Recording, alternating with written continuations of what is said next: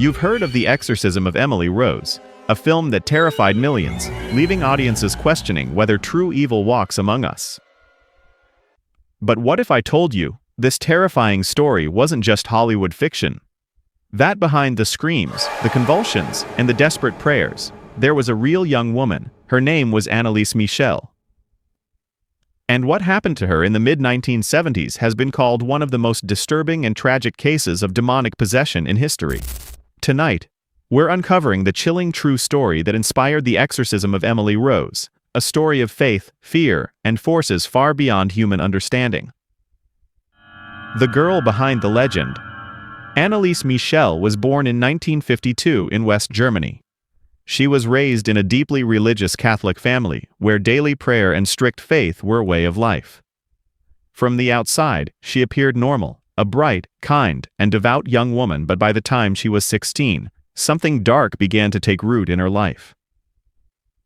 Anneliese began suffering from fainting spells, strange hallucinations, and episodes of paralysis.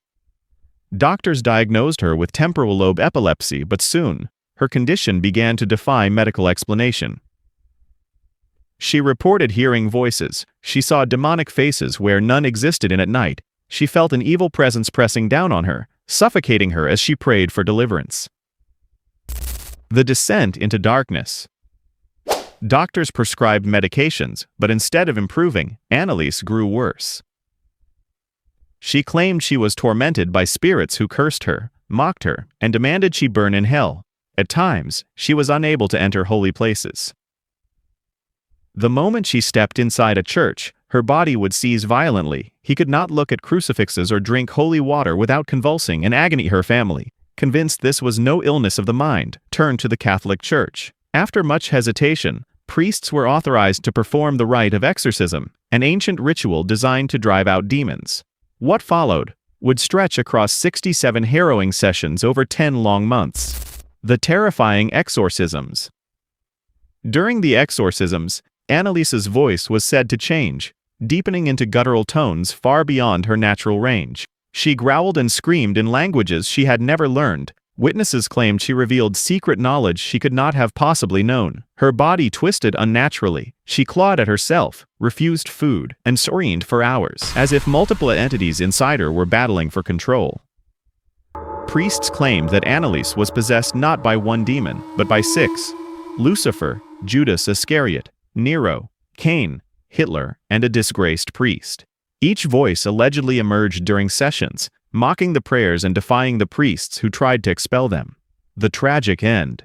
The tapes recorded during these exorcisms still exist, and those who've heard them describe the sounds as inhuman, a haunting blend of screams and growls that chill the blood. By mid-1976, Anneliese's health had deteriorated severely. She refused to eat, insisting that the demons would not allow her to nourish herself. Her once bright eyes grew hollow, her body frail. On July 1, 1976, after months of relentless torment, Anneliese Michel passed away. She was only 23 years old. The official cause of death: malnutrition and dehydration. At the time of her death, she weighed just 68 pounds. Her parents and the priests involved were later charged with negligent homicide. The case made international headlines, sparking debates over faith versus science, and whether what happened to Anneliese was possession or a devastating failure of medical care. The Legacy and AMP, the film. Years later, Hollywood adapted her story into The Exorcism of Emily Rose, but what audiences saw on screen was only a shadow of the real events. The true story of Anneliese Michel is far more disturbing, because unlike a horror movie, there was no happy ending, no triumphant priest, no clear victory of good over evil. Only questions that remain unanswered to this day. Conclusion. So, was Anneliese Michel truly possessed by demons? Or was she a tragic victim of misunderstood illness, consumed by the weight of her faith and the expectations of those around her? No matter which explanation you believe, one thing is undeniable. Her story continues to haunt the world nearly 50 years later. A reminder that the line between faith and fear is often thinner than we think. Would you dare to witness an exorcism with your own eyes? Or do you believe some doors should never be opened? Don't forget to like, share, and subscribe for more uploads.